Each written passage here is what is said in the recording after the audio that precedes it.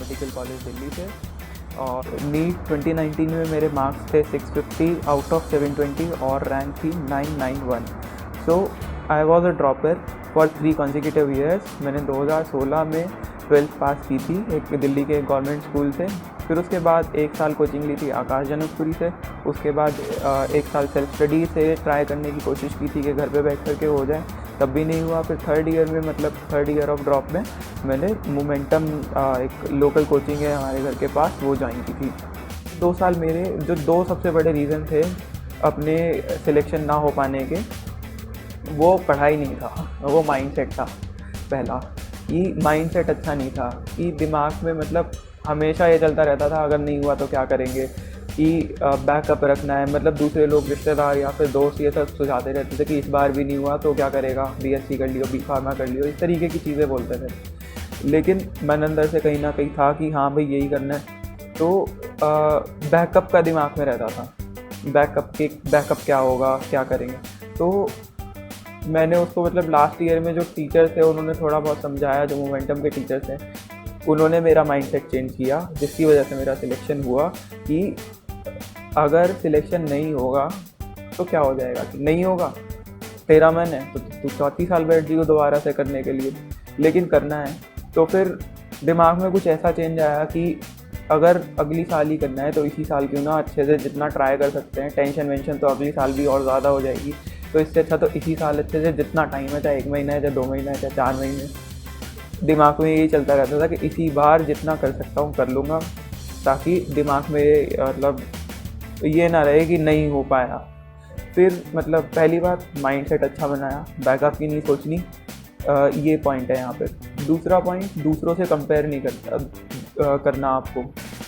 मैं 2 साल लगातार अपने आप को बहुत ज़्यादा दूसरों से कंपेयर करता था, या फिर दूसरों को बेंचमार्क की तरह यूज़ करता था कि उसकी इतनी तैयारी हो चुकी है, दिसंबर तक इतना कोर्स ख़त्म हो चुका है तो मेरा भी हो जाना चाहिए था, ये हो जाना चाहिए था, वो हो जाना चाहिए था। उसके चक्कर में कुछ भी नहीं हो पाता था।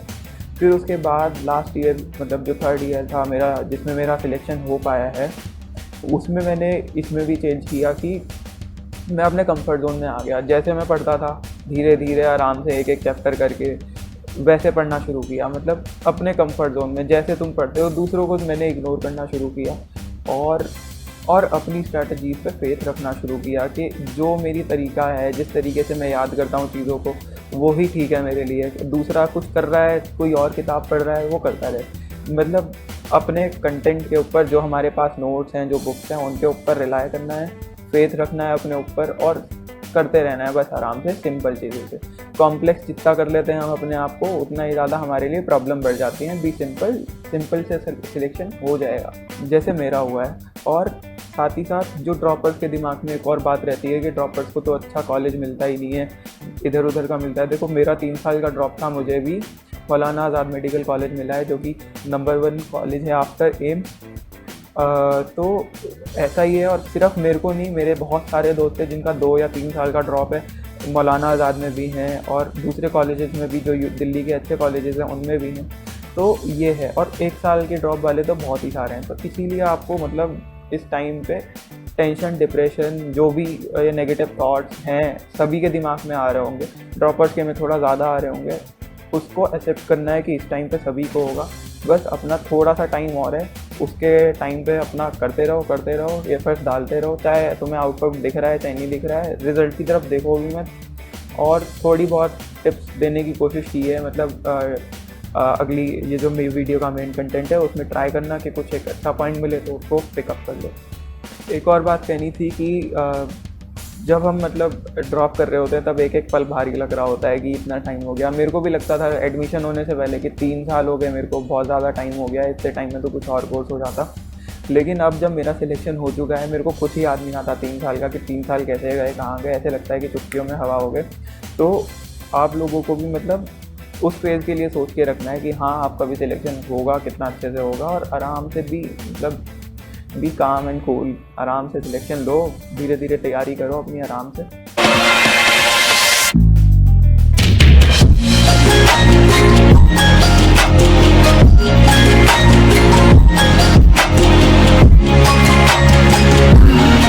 आज हम थोड़ा 2-4 चीज़ों पे बात करेंगे नीट से रिलेटेड। तो पहली चीज़ तो ये है कि लॉकडाउन में बहुत ज़्यादा टेंशन वाला, डिप्रेशन वाला माहौल बना हुआ है अपने दिमाग में कि पहली बात नीट कब होगा और कैसा आएगा, क्या लेवल होगा, हाई तो नहीं हो जाएगा, कम तो नहीं हो जाएगा। तो बहुत सारे प्रॉब्लम्स वाले पॉइंट दिमाग में आ रहे हैं। कोर्स तो नहीं चेंज हो जाएगा कि एम्स और जिपमर भी ऐड हो गए हैं नीट के अंदर ही, तो उनकी वजह से कुछ अफेक्ट तो नहीं आएगा। देखो, इस बात का आंसर ये है कि वो ही रहेगा। चाहे हार्ड है तो सबके लिए हार्ड है, इजी है तो सभी के लिए इजी है। और दूसरी बात, पता लग गया कि मेरे लिए पेपर हार्ड आने वाला है, तो क्या मैं अपनी तैयारी में इस लास्ट टाइम पे चेंजेस कर पाऊँगा कि जो पूरा साल से की हुई है, कि उसमें अपने मन से मतलब हार्ड है तो बटन दबाया अपने अंदर का और लेवल हाई हो गया हमारी पढ़ाई का, या फिर इजी है तो फिर हमने बटन दबाया इजी हो गया। ऐसा कुछ नहीं होने वाला। जैसी तैयारी हम लोग कर रहे हैं वैसी ही चलती रहेगी। दिमाग में मेरे भी आता था जब मेरा सिलेक्शन नहीं हो रहा था कि ये मतलब जब तक नहीं हुआ था कि कब होगा नीट, कैसा आएगा, हार्ड होगा, टफ होगा, कितना लेवल रहेगा, फिज़िक्स तो टफ नहीं आ जाएगी, तो टाइम मैनेजमेंट होगा नहीं होगा। तो मतलब बहुत सारे पॉइंट्स ऐसे दिमाग में आते रहते हैं, बस उनको इग्नोर करना होता है लास्ट टाइम पे। बहुत ज़्यादा नेगेटिव पॉइंट्स सॉर्ट ऑफ, मतलब नेगेटिव पॉइंट्स आते ही हैं, तो बस उनको इग्नोर करो और अपना तैयारी जिस तरीके से कर रहे हो अपने कंफर्ट जोन में आकर के करते रहो। वो भी कंफ्यूज है कि हम तैयारी करें तो कैसे करें लास्ट टाइम पे, कि टेस्ट कितने दें, दिन में कितने दें या हफ्ते में कितने दें, रिवीजन कितना करें, कैसे करें। तो देखो, मेरे पास मतलब मेरे भी कुछ एक फ्रेंड्स हैं, दो छोटे भाई जैसे, तो वो लोग कॉल करके पूछते हैं कि निशांत ये बता यार कि अभी टेस्ट दे रहे हैं, टेस्ट में अभी मार्क्स नहीं आ रहे, रिवीजन भी अच्छे से नहीं हो रहा, तो क्या टेस्ट छोड़ दें क्या, या रिवीजन कैसे करें, रिवीजन ऐसे ऐसे ऊपर ऊपर से फार्मूला रट लें क्या। तो उसका आंसर मतलब मैंने भी सोचा, मेरा लास्ट टाइम क्या था कि जो लास्ट का 1-1.5 महीना था अप्रैल में और मार्च में, तो उसमें मैं क्या करता था, रिवीजन अपने तरीके से चलता जा रहा था। जैसे मतलब 98 चैप्टर्स हैं हमारे, तो मैंने फर्स्ट से लेकर के 98 चैप्टर्स तक धीरे धीरे जैसे मेरे पे कवर हो रहा था अपनी स्पीड से कवर कर रहा था, और टेस्ट में लगा रहा था बिल्कुल बिना बैठे। मतलब 1 घंटा भी उस टेस्ट के लिए पढ़ना नहीं है, बस उसमें इन्वेस्ट करना है कितना, 3 घंटा प्लस उसका एनालिसिस का टाइम। तो मतलब अभी मैं थोड़ा अच्छा डिस्क्रिप्शन से बताता हूँ कि इसमें करना क्या है। कि सबसे पहले तो हम लोगों को रिवीजन अपना चालू रखना है, जैसे हम करते हैं अपने कंफर्ट जोन में, कि एक दिन में चाहे 1 ही चैप्टर हो रहा है, 2 ही चैप्टर हो रहे हैं बहुत है, चाहे आधा ही हो रहा है। कोई अच्छा होता है चैप्टर, रोटेशन होता है, उसमें ज़्यादा टाइम लगता है, कोई छोटा चैप्टर होता है उसमें जल्दी जल्दी निपट जाता है। तो उसी के लिए हम कह रहे हैं कि रिवीजन अपने हिसाब से, जैसे तुम्हें कंफर्ट है, अपने सब्जेक्ट पे पकड़ बनाओ खुद से, करते करते करते करते। कि मेरे को भी मतलब मैं भी अपने टीचर्स को कॉल करके रोज़ बोलता था कि ये सर आज तो इतना सोचा था, नहीं हो पाया, ये भी नहीं हो पाया, वो भी रह गया और हो ही नहीं रहा। लेकिन टीचर बस यही सलाह देते थे मेरे को भी कि बस लगे रहे, तू धीरे धीरे करता रहे और टेस्ट में ज़रूर बैठ। तो मतलब टेस्ट का अब रिवीजन तो अपने हिसाब से करो, पूरा करो। कुछ भी चीज़ मतलब रिवीजन करते दौरान ये मत करना कि कुछ हमने छोटा समझ के छोड़ दिया, कि इकोलॉजी है बायो में, 12th की बायो में, तो उसको हमने छोड़ दिया कि भैया इजी है ये तो उसको छोड़ दो। नहीं, बहुत ज़्यादा अच्छे से एक बार पढ़ लोगे, वो ज़्यादा से ज़्यादा मार्क्स उसमें आएंगे। इजी चीज़ को भी पढ़ना चाहिए और ऐसे नहीं छोड़ देना चाहिए रिवीजन करते टाइम पे कि ये चीज़ आसान है तो इसको तो हम दिमाग में कर ही लेंगे। कई बारी जो मतलब कई बारी क्या, हर बार जब भी सिली मिस्टेक होती है वो plus minus, question number, option number, इसी में होती है, बबल फिलिंग इसमें होती है सिली मिस्टेक। ठीक है, तो अब आते हैं हम लोग, मतलब रिवीजन करो, हर एक चीज़ का करो, जो पूरे साल पढ़ा है उसको दोबारा रिवाइज करो, नया कुछ मत उठाना। नया कुछ भी उठाओगे वो जस्ट टाइम वेस्ट होगा, क्योंकि पुराना जब तक तुम्हारा पक्का नहीं है उसका नए का कुछ ऐडअप होने का फ़ायदा नहीं है। नया ऐड हो नहीं पाएगा, पुराना तुम पक्का करोगे नहीं, नीट में ऐसे ही बैठ जाओगे, नहीं आएगा नंबर, डिप्रेशन हो जाएगा, कुछ भी होगा। तो मतलब अब आते हैं टेस्ट। रिवीजन तो तुम्हारा साथ साथ चल रहा है, मैं कह रहा हूँ 3 घंटे टेस्ट में क्यों बर्बाद करने, जब रिवीजन हम कर ही रहे हैं और टेस्ट के लिए हम पढ़ ही नहीं रहे। 1 घंटा आधा घंटा भी नहीं पढ़ रहे टेस्ट के लिए, बस 3 घंटा और टाइम वेस्ट कर रहे हैं। देखो, मेरी स्ट्रैटेजी मतलब तो यही थी कि टेस्ट में बैठना है, 3 के 3 घंटे बैठना है, चाहे मेरे को 1.5 घंटे में टेस्ट खत्म हो गया, लेकिन बाकी के 1.5 घंटा भी मेरे को बैठना है। ताकने याद आ रहे हैं, मतलब जैसे 1.5 घंटे में मेरा पेपर ख़त्म हो गया, तो उससे आगे तक के 1.5 घंटे में भी मेरे को ये एनालाइज करता था कि ये क्वेश्चन एक आधा मतलब एक्स्ट्रा होता ही चला जाता था, जैसे जैसे दिमाग में कि 1.5 घंटे में हमने थोड़ा पुराना याद करके पूरे साल में पढ़ा है, याद नहीं आ रहा है, लेकिन हम डिराइव कर सकते हैं कोई फार्मूला, या फिर हम सोच सकते हैं, थोड़ा और सोचेंगे सोचेंगे सोचेंगे सोचेंगे तो कुछ ना कुछ याद आता ही है, तो उससे हमारा थोड़ा मतलब रिकॉल हो ही जाता है। तो इसका मतलब 3 घंटे टेस्ट में टाइम वेस्ट करना ठीक है क्या, बिना पढ़े टेस्ट देना इतने लास्ट टाइम पे?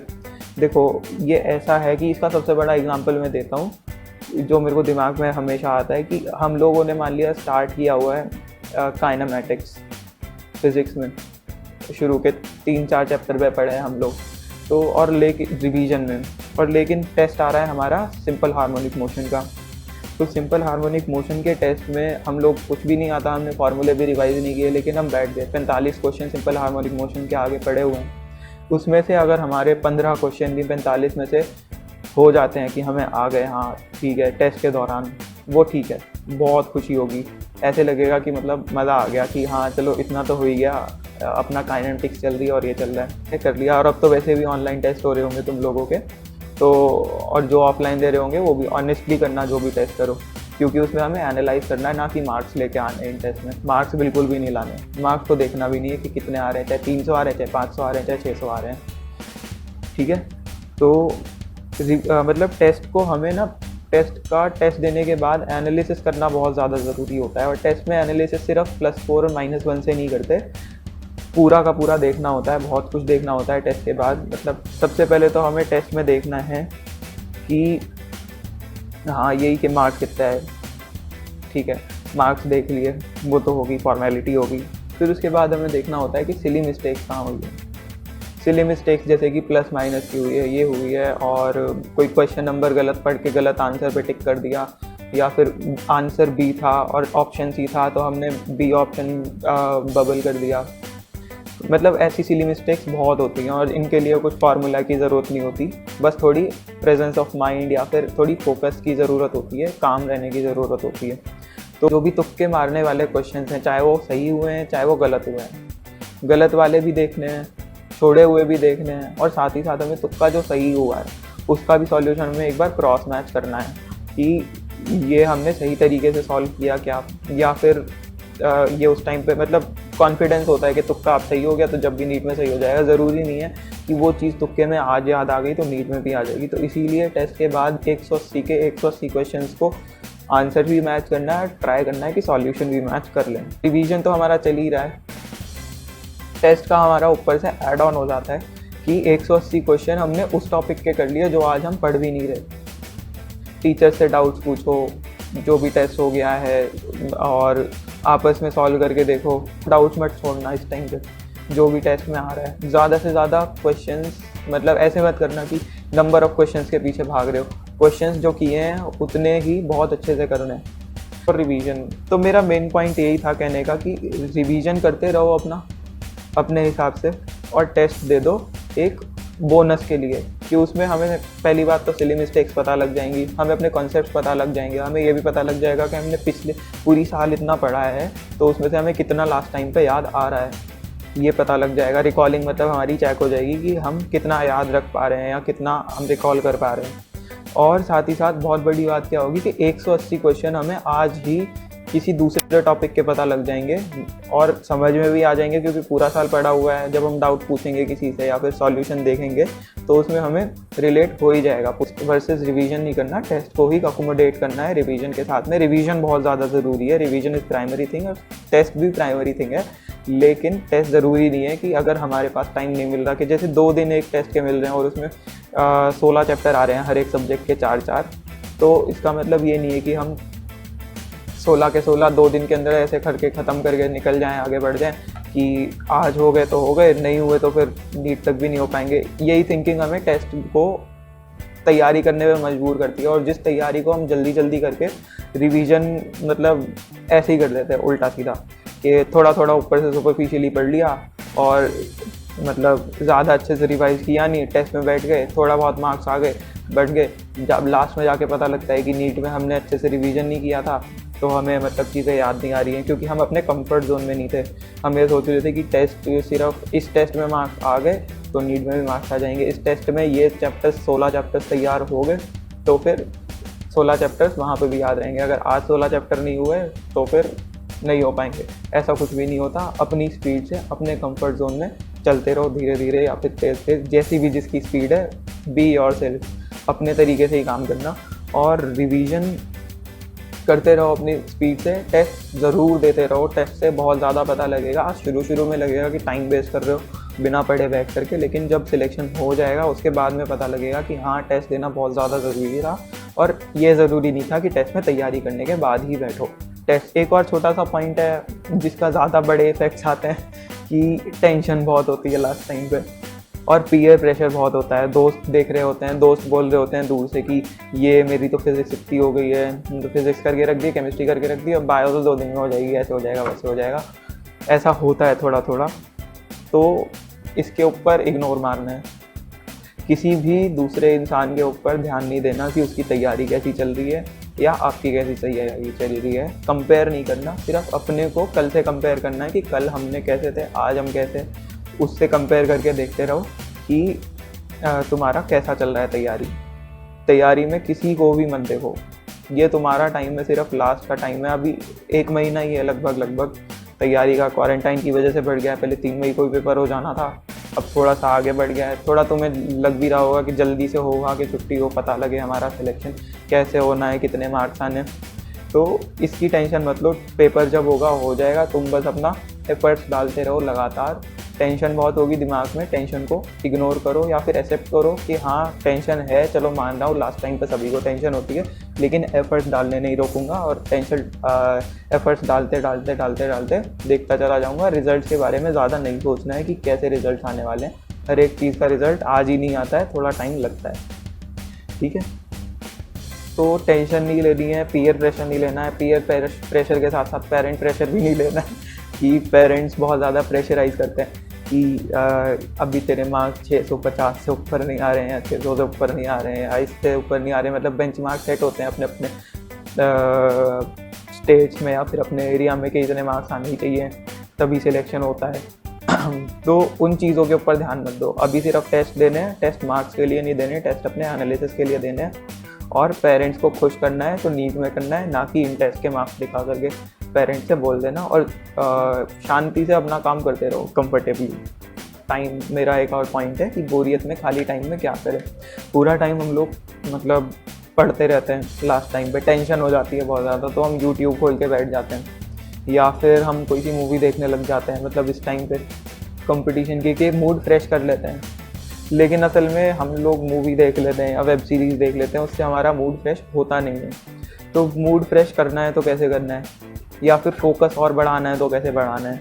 तो उसके लिए मैंने बस यही बताना है कि लास्ट टाइम पे मतलब जब मेरा भी लास्ट टाइम चल रहा था, मेरे को पूरा दिन तो नहीं, मतलब जितना भी मैं पढ़ता था उसके बाद में टेंशन में मेरे को भी होता था, बोरियत मुझे भी होती थी। तो मैं क्या करता था, मैं सिर्फ यूट्यूब खोलता था, यूट्यूब में भी बहुत चलाता था और यूट्यूब पे मैं ज़्यादातर देखता था टॉपर्स की वीडियो। मतलब सच्ची मुच्ची के टॉपर्स जो होते हैं उन्हीं लोगों की वीडियोस देख करके कि उनका कॉलेज, मतलब जैसे एम्स के कुछ एक यूट्यूब चैनल्स हैं एम्स के स्टूडेंट्स के, ऐसे मौलाना आज़ाद के स्टूडेंट का चैनल ये वाला बना हुआ है, अभी बनाया है फ्रेंड ने। तो ले करके बैठ जाते हैं, उन्हीं में उलझ के गिर जाते हैं, समझ ही नहीं आता कौन सी उठाऊँ, कौन से नोट्स उठाऊँ, क्या करूँ। तो इसीलिए अपना सिंपल लास्ट टाइम पे यही रखना कि जितना मिनिमलिस्टिक मटेरियल करना है, जो पूरी साल किया है उसे रिवाइज़ करना है, छोटे मोटे टेस्ट देते रहने हैं, टेस्ट को रिवाइज़ करते रहना है, एनालाइज करते रहना है, बस ऐसे ही करते रहना है। स्पीड असल में ये नहीं होता कि हमने क्वेश्चन पढ़ा और हमने कितनी जल्दी आंसर निकाल दिया। असल में स्पीड होती है कि हमने एक बार में क्वेश्चन पढ़ा, आराम से पढ़ा धीरे धीरे, और हमने सारा का सारा उसमें से गिवन डेटा निकाल लिया और आस्क्ड निकाल लिया। मतलब गिवन और आस्क्ड कि पूछा क्या है और दे क्या रखा है, ये हमने सबसे मतलब इसको इंटरप्रेट कर लिया एक ही बार में। तो स्पीड अच्छी थी। एक और चीज़ है कि अगर सिलेक्शन नहीं हुआ या मार्क्स नहीं आए तो क्या होगा, कुछ भी मत सोचो रिज़ल्ट के बारे में, ना अच्छा सोचो ना बुरा सोचो, सिर्फ लगे रहो आराम से, अपना दिल लगा करके, परेशान मत हो, दूसरों की तरफ देखना मत, पेरेंट्स की सुनना मत, आराम से अपना करते रहो जैसे कंफर्ट जोन में मस्त तैयारी। और हाँ, नीट तो हो ही जाएगा जिस दिन भी होना होगा और एडमिट कार्ड भी आ ही जाएगा। तो परेशान मत हो और यस गुड लक।